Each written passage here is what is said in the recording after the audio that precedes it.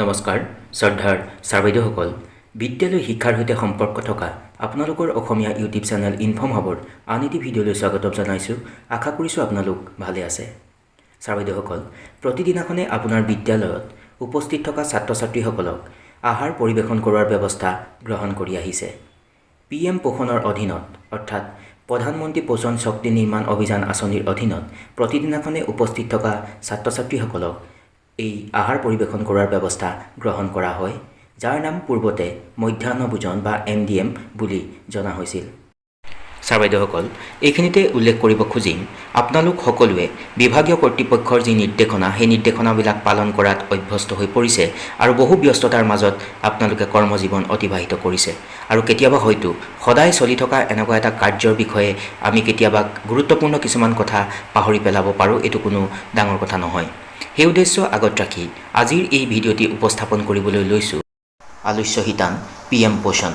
আৰু ছাৰবাইদেউসকল আজিৰ এই আলোচ্য শিতানৰ জৰিয়তে আপোনালোকক জনাবলৈ চেষ্টা কৰিম যে আপোনাৰ বিদ্যালয়ত উপস্থিত থকা ছাত্ৰ ছাত্ৰীসকলে প্ৰতিদিনাখনে কিমান টকা লাভ কৰে, বিদ্যালয়ে ছাত্ৰ ছাত্ৰীসকলক যোগান ধৰা চাউলৰ পৰিমাণ কিমান হ'ব লাগে, ইয়াৰ উপৰিও প্ৰদান কৰা যি খাদ্য সেই খাদ্যত কিমান পৰিমাণৰ প্ৰটিন কেলৰি আদিবিলাক থাকিব লাগে আদি সকলোখিনি কথা জনাবলৈ চেষ্টা কৰিম।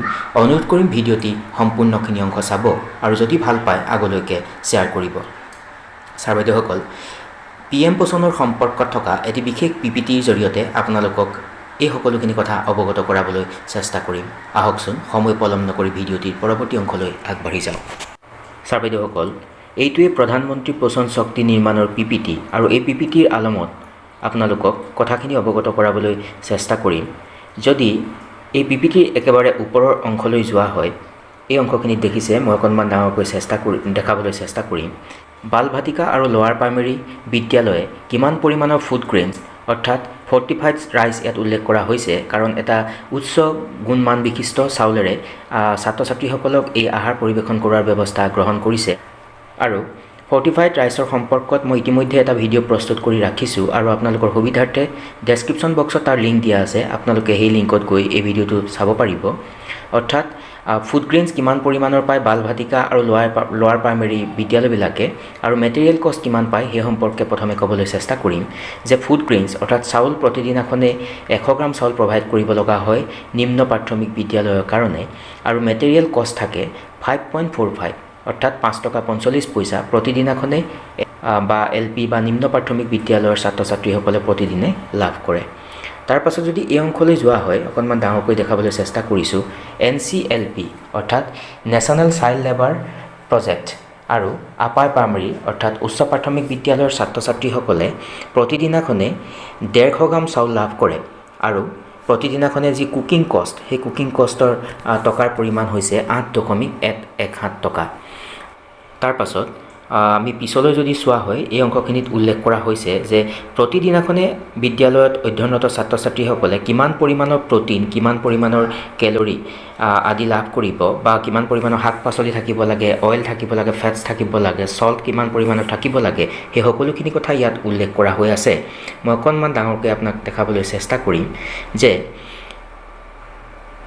প্ৰথমে প্ৰাইমেৰী আৰু বাল ভাটিকাৰ কাৰণে ক'বলৈ চেষ্টা কৰিম যে নিম্ন প্ৰাথমিক আৰু বাল ভাটিকা শ্ৰেণীৰ ছাত্ৰ ছাত্ৰীসকলে কেলৰি 450 গ্ৰাম কেলৰি পোৱাৰ প্ৰয়োজন থাকে, প্ৰটিন পাব লাগে 12 গ্ৰাম আৰু ফুড গ্ৰেইনছ 100 গ্ৰাম পাব লাগে, পালচেছ 20 গ্ৰাম, ভেজিটেবলছ অৰ্থাৎ সেউজীয়া শাক পাচলি 50 গ্ৰাম, অইল আৰু ফেটছ 5 গ্ৰাম আৰু সল্ট অৰ্থাৎ নিমখ যিমান পৰিমাণৰ প্ৰয়োজন সেই পৰিমাণৰ অনুযায়ী আহাৰত দিয়াৰ প্ৰয়োজন থাকিব।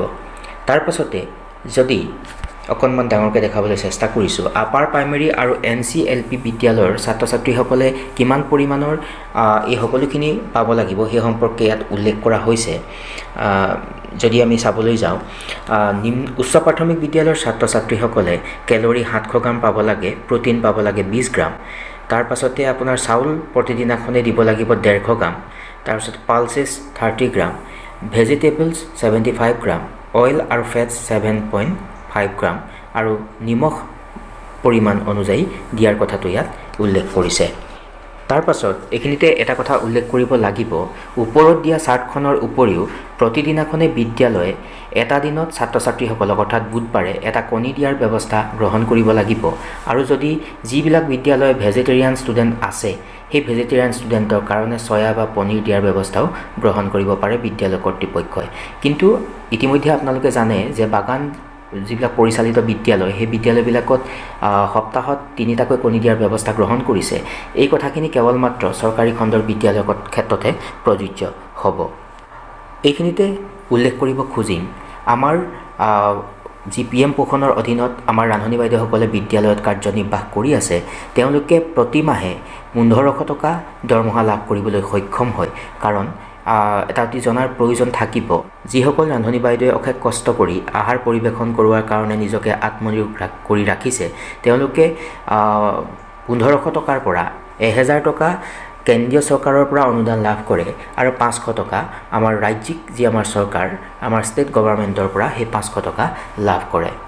আৰু এইখিনিতে উল্লেখ কৰিব খুজিম এটা অতি গুৰুত্বপূৰ্ণ কথা যে PM পোষণৰ অধীনত প্ৰতিখন বিদ্যালয়ে 4খন ৰেজিষ্টাৰ মেইনটেইন কৰিব লাগে। আৰু সেই 4খন ৰেজিষ্টাৰ বিষয়ে আপোনালোকক অকণমান চমুকৈ ক'বলৈ চেষ্টা কৰিম যে কেচবুক বিদ্যালয়ৰ প্ৰধানসকলে এই কেচবুকখন মেইনটেইন কৰাৰ প্ৰয়োজন থাকে বা কৰাটো বাধ্যতামূলক। ইয়াৰ উপৰিও ফুড গ্ৰেইন ৰেজিষ্টাৰ, তাৰ পাছতে ডেইলি পাৰফৰ্মেঞ্চ ৰেকৰ্ড ৰেজিষ্টাৰ, অৰ্থাৎ আপুনি কোনদিনাখন কি খোৱালে সেই কথাখিনি এই ডেইলি পাৰফৰ্মেঞ্চ ৰেকৰ্ড ৰেজিষ্টাৰত আপুনি লিপিবদ্ধ কৰি যাব লাগে। আচলতে ফুড টেষ্টিং ৰেজিষ্টাৰ, অৰ্থাৎ আপোনাৰ বিদ্যালয়ত নিতৌ ছাত্ৰ ছাত্ৰীসকলক আহাৰ পৰিৱেশন কৰোৱা হৈছে, কিন্তু এইখিনিতে এটা কথা মন দিব লাগে যে ছাত্ৰ ছাত্ৰীক পৰিৱেশন কৰোৱাৰ আগতে বিদ্যালয় পৰিচালনা সমিতি, মাতৃগোট, শিক্ষক শিক্ষয়িত্ৰী বা সমাজৰ ব্যক্তিসকলে প্ৰথমেই সেই প্ৰস্তুত কৰা খাদ্য প্ৰথমে টেষ্ট কৰিব লাগে।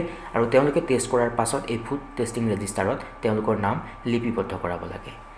এইটোৱে আছিল PM পোষণৰ সম্পৰ্কত প্ৰস্তুত কৰিবলৈ লোৱা মোৰ ভিডিঅ', আৰু সকলোখিনি কথা চমুকৈ আপোনালোকক অৱগত কৰাবলৈ চেষ্টা কৰিলোঁ। আশা কৰিছোঁ আজিৰ এই আলোচ্য শিতানে আপোনালোকক উপকৃত কৰিব। সকলো ভালে থাকক। নমস্কাৰ, টেক কেয়াৰ।